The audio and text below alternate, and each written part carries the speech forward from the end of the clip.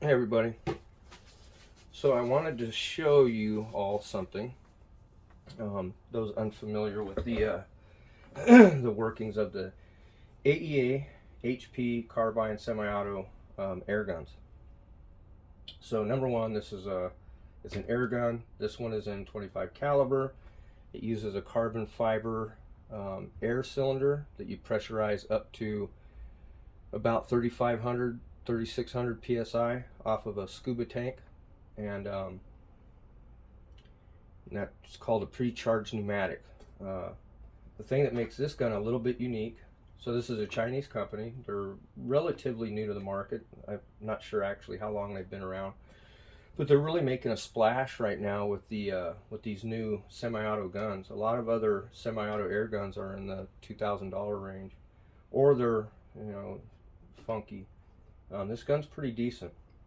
It comes with a collapsible, foldable buttstock, which is nice because this gun here, they consider it kind of a backpack or a truck gun.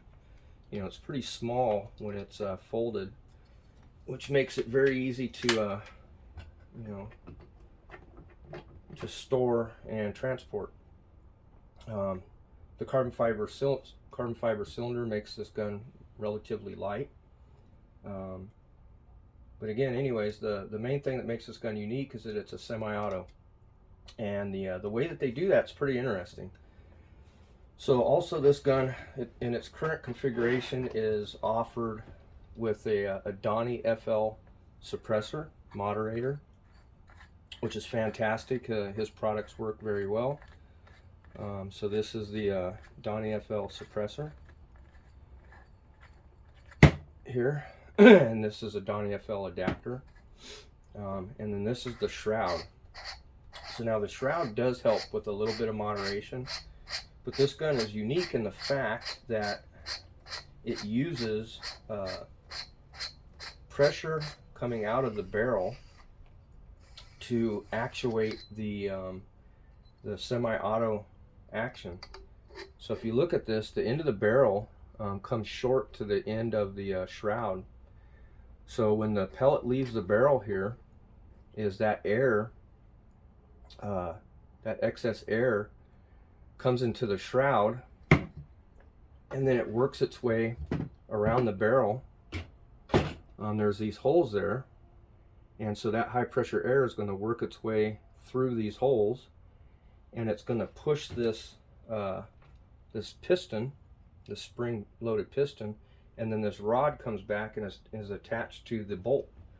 So that high pressure air pushes this back to actuate the gun, and it works really well.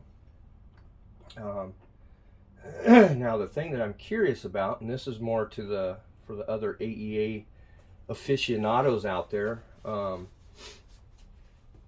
this is going to take some maintenance and some lubrication, and I'm wondering what you guys are using, and do we have any lubricant experts out there? My first thoughts with this action here is a moly paste. You can get some of the thicker moly paste, which is a very good metal to metal lubricant. It's a little bit thicker, so it has a tendency to stay in place. It could help with a little bit of the noise with the spring, which this spring's pretty tight onto the barrel, so it doesn't seem like it would make too much noise. I'm curious what you guys think.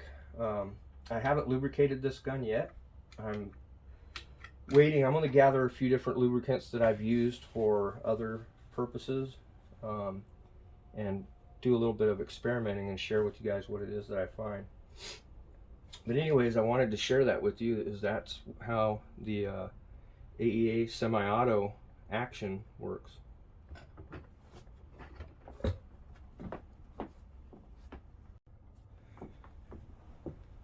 And I'm back. I wanted to add something, so I've seen some discussions about lubricating this gun and some of the guns having problems with the action working correctly. Again, I know these guns they're fill sensitive, and I have found that if I fill to 240 bar, You know, this regulate or this gauge seems to be relatively accurate compared to the gauge on my tank.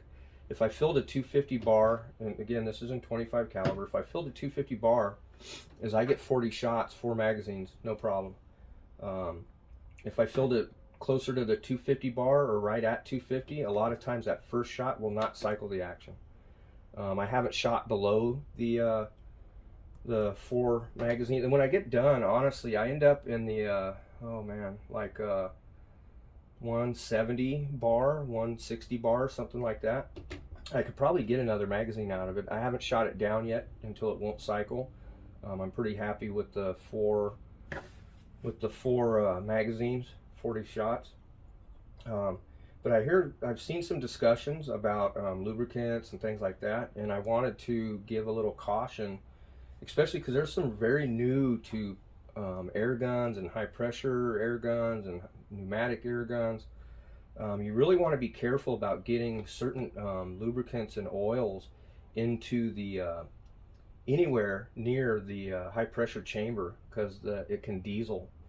You know, things like WD-40, for instance, diesel very readily, and if you were to spray some WD-40 down into here and contaminate this air chamber, that could be not good.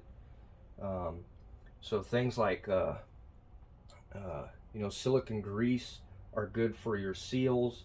May even be decent for a little bit of lubricating in this area here, but also that's what's leading me down the path of moly paste. Moly paste is very stable. It has a high vapor pressure, and it's not going to diesel. So you can get a lot of moly paste everywhere here and not worry too much about contaminating the high pressure chamber.